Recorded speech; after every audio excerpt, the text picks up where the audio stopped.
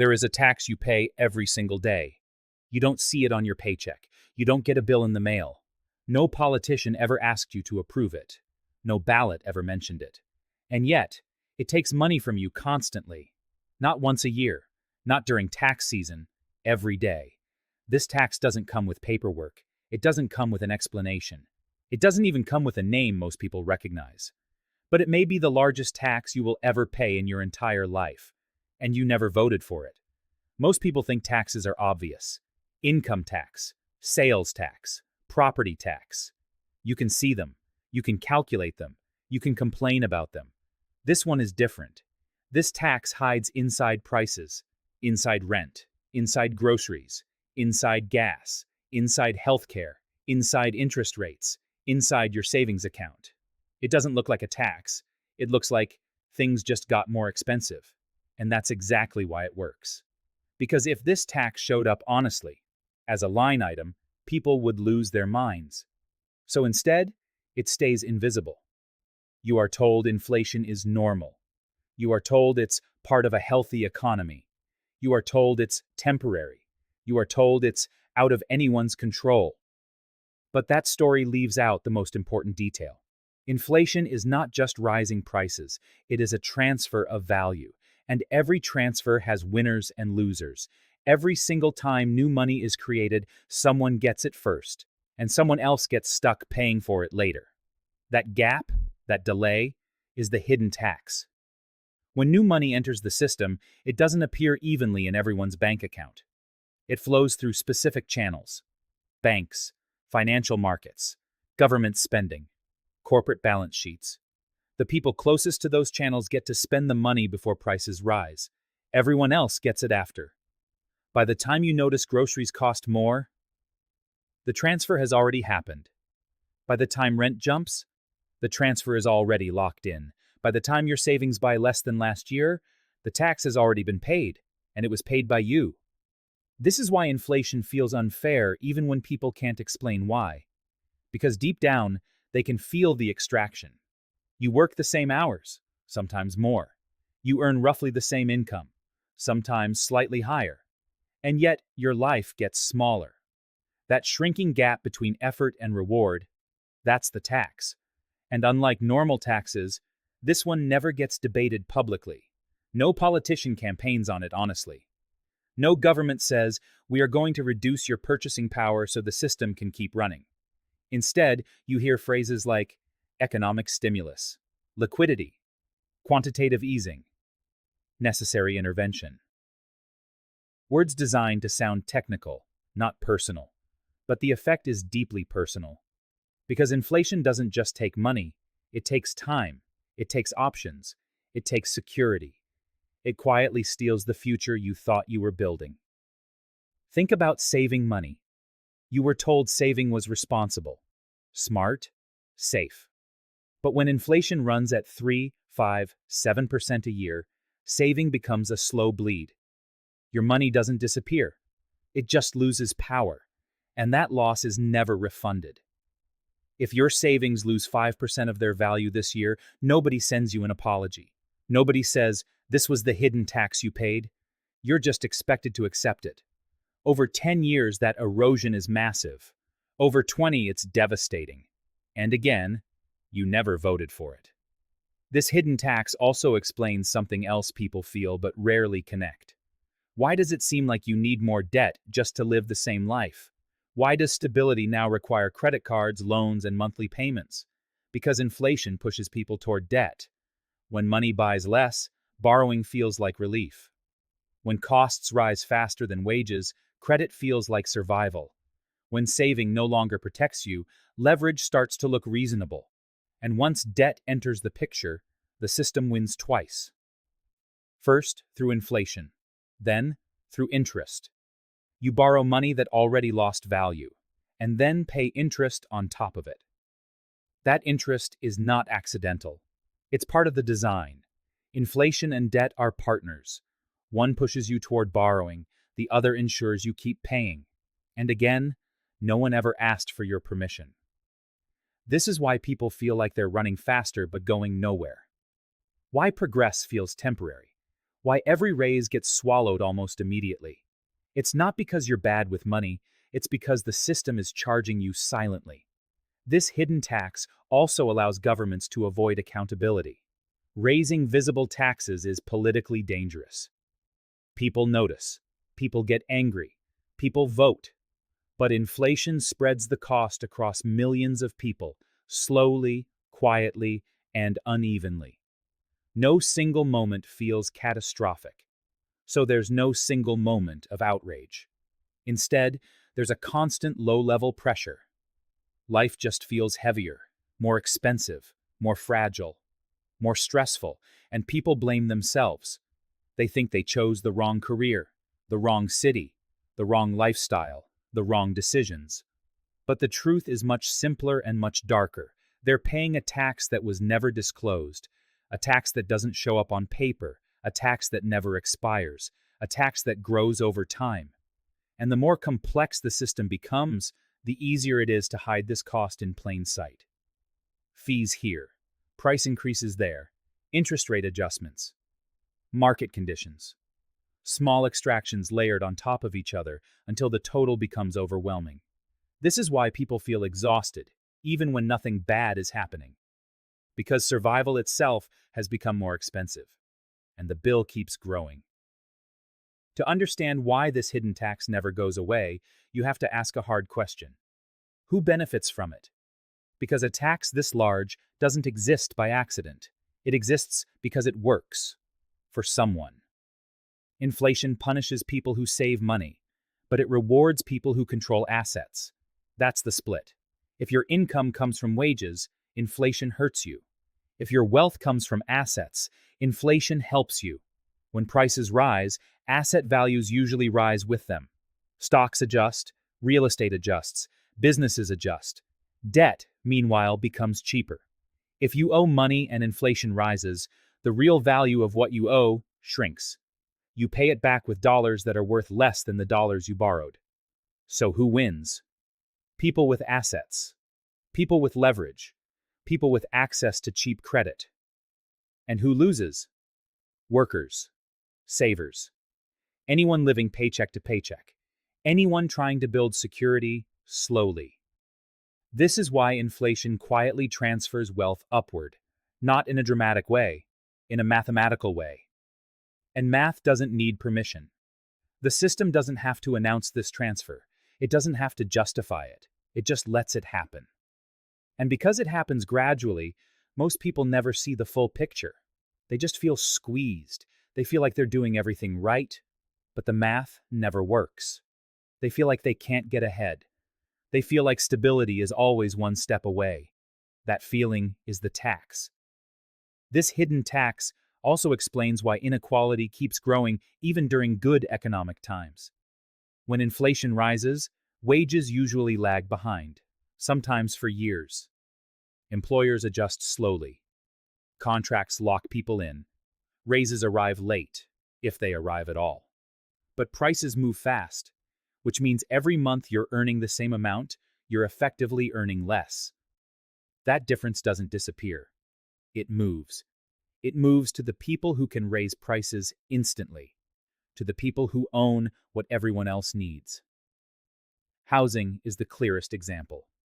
When inflation rises, rents rise, property values rise, mortgage holders with fixed rates benefit. Renters pay more. First-time buyers get locked out, and ownership becomes harder, not easier. Again, no vote, no debate, just adjustment. The same thing happens with corporations. When costs rise, companies raise prices. When wages rise, they resist. Not because they're evil, but because incentives reward protecting margins, not people. And those margins are reported as success. Record profits during high inflation aren't a paradox. They're a feature. Because inflation allows companies to blame price increases on the economy while quietly expanding margins. Consumers feel robbed, but they can't point to a single villain. That confusion protects the system. Banks also benefit. Inflation creates volatility. Volatility creates lending opportunities. Higher interest rates mean higher profits on loans. And when people are forced into debt just to maintain their standard of living, banks don't need to convince them to borrow. They just need to be there when they do. The hidden tax pushes people into a position where debt feels unavoidable. And once you're there, the system tightens. Miss a payment, and fees appear. Struggle, and interest compounds. Fall behind, and the cost accelerates. This isn't personal. It's structural. The system doesn't care if you understand it. It only cares that you participate. And most people have no choice. This is why inflation is so politically useful. Raising visible taxes creates backlash. Cutting spending creates backlash. Admitting limits creates backlash. But inflation spreads the pain. Slowly, unevenly, quietly. It turns outrage into resignation. Instead of people demanding answers, they adapt. They downgrade their expectations. They delay plans. They normalize stress. They don't say, "This is unacceptable." They say, "This is just how things are now." That sentence is the system's greatest achievement. Because once people accept that, the hidden tax becomes permanent. And here's the most uncomfortable truth. This tax doesn't just fund governments or stabilize markets, it funds the illusion that the system is still working. It patches holes without fixing foundations. It postpones consequences instead of addressing them. And every time it's used, it makes the next round more necessary, like a drug that requires higher doses to feel the same effect. That's why inflation keeps returning, why it never truly disappears, why every temporary surge becomes a new baseline. The system can't go back without admitting something broke, so it moves forward by charging you, quietly. And because this tax doesn't show up as a single number, people fight the wrong battles. They argue about budgets. They argue about spending habits. They argue about discipline. Meanwhile, the largest extraction continues untouched, invisible, unvoted, unaccountable. And that's why so many people feel angry but unfocused. They know something is wrong. They just don't know where to aim the anger. Because the tax doesn't look like a tax. It looks like life getting harder. The most dangerous part of a hidden tax isn't the money. It's what it does to people over time. Because when you can't see what's taking from you, you start blaming yourself. You assume you miscalculated. You assume you made bad choices. You assume you fell behind because you weren't disciplined enough. But when millions of people feel the same pressure at the same time, it isn't coincidence. It's exposure. The hidden tax creates a constant background anxiety. Not panic, not crisis, something quieter.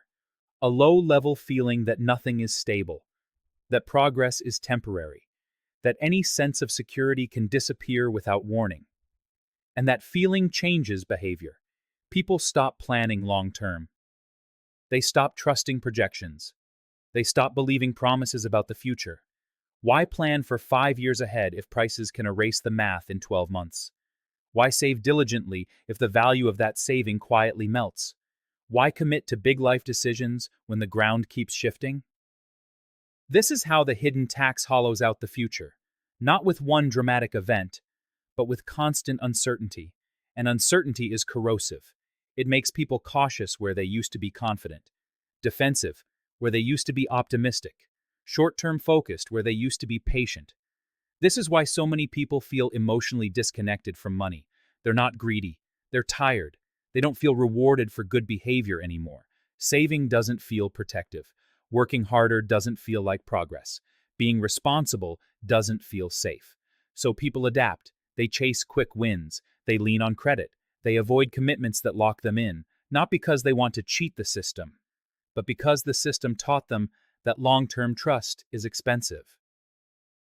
This is also why resentment keeps growing. People don't resent wealth. They resent unfairness. They resent watching asset holders benefit while workers fall behind. They resent being told the economy is strong while their lives feel weaker. They resent being asked to sacrifice while institutions are protected. That resentment doesn't always turn into protest.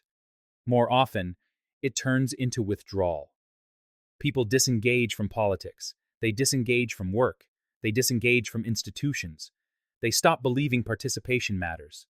That quiet disengagement is invisible, but it's everywhere. You see it in people delaying families, in people delaying home ownership, in people delaying retirement, not by choice, but by necessity. You see it in burnout, not burnout from doing too much, but burnout from trying to stand still while the ground moves beneath you.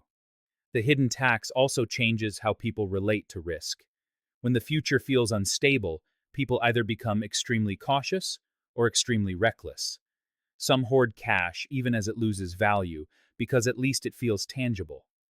Others gamble on volatile assets because slow loss feels worse than the possibility of fast gain. Neither behavior is irrational in this environment. They're responses to a system that quietly punishes patience.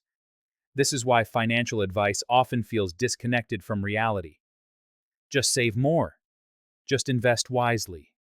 Just budget better. Those suggestions assume a stable baseline, but the hidden tax destroys the baseline. It means every plan has an expiration date. So people stop trusting advice. They stop trusting experts. They stop trusting institutions that keep pretending the system is neutral. And that erosion of trust doesn't stay in finance. It bleeds into everything.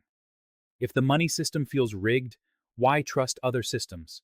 If rules change quietly in economics, why assume they won't change elsewhere? This is how a hidden tax becomes a social problem. It teaches people that the official story and lived reality don't match. And once that gap is felt, it's impossible to unfeel it. People become more skeptical, more guarded, more resistant to authority. Not because they want chaos, but because stability feels one-sided. This is why anger feels directionless. People know they're being charged, they just can't see the invoice. They know they didn't agree to this deal. They just can't point to the signature. And that uncertainty creates stress that never fully resolves. Because how do you fight something you can't see? You can't vote against it. You can't cancel it. You can't opt out without dropping out of the system entirely.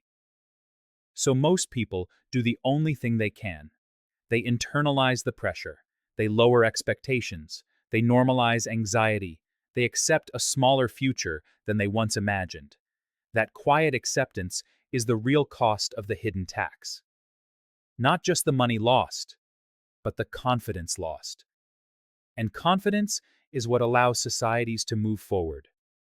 Without it, people survive instead of build. They cope instead of plan. They endure instead of hope. And all of that happens without a single law being passed, without a single vote, without a single announcement. Just a slow, steady extraction that reshapes behavior over time. Seeing the hidden tax clearly doesn't mean you can magically escape it. It doesn't mean you suddenly beat the system. It doesn't mean the pressure disappears overnight.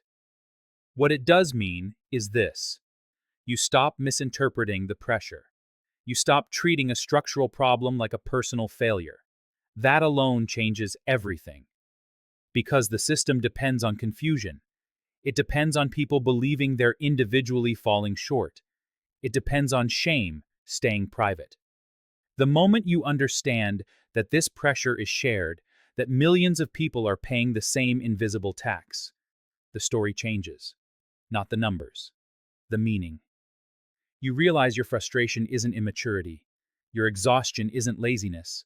Your skepticism isn't negativity. It's awareness. And awareness is dangerous to systems built on quiet extraction. When you see the hidden tax, you stop expecting fairness from places that never offered it. You stop planning your life around promises that depend on variables you don't control. You stop blaming yourself for outcomes shaped by incentives far above your head. That doesn't make you passive. It makes you precise. Precision means choosing where to give effort and where not to. It means understanding which games are rigged and which ones still matter. It means conserving energy instead of bleeding it into systems that quietly tax hope. The system doesn't fear anger. Anger burns out. What it fears is clarity. Clarity spreads quietly. It doesn't need slogans. It doesn't need movements. It just needs people to notice patterns and talk about them honestly. That's why this tax stays hidden. Because once it's named, it becomes harder to justify. You can't debate what you never acknowledged. You can't vote on what you were never shown. But you can stop internalizing it. You can stop asking, why can't I keep up? And start asking, why does keeping up cost so much now? That question alone breaks the spell. Because systems that rely on silent compliance lose power the moment people stop accepting the narrative at face value. They don't collapse immediately. They adapt. But adaptation requires friction, and friction starts with awareness. This video isn't about telling you what to do. It's about explaining what's been happening to you. Why life feels heavier even when you're doing everything right. Why progress feels temporary. Why stability feels rented instead of owned. You didn't imagine it. You didn't miss a memo. You didn't secretly fail adulthood. You're paying a tax you never voted for. And once you see it, you can't unsee it. If this put words to something you've felt for a long time, say so in the comments. Not to argue, not to complain, just to acknowledge it. Because the fastest way invisible systems keep working is by making people feel alone in their experience. And they're not. The next video in this series looks at what happens when people finally realize the rules changed, and why so many are quietly disengaging instead of fighting back. Because when trust erodes, behavior follows, and that shift is already happening.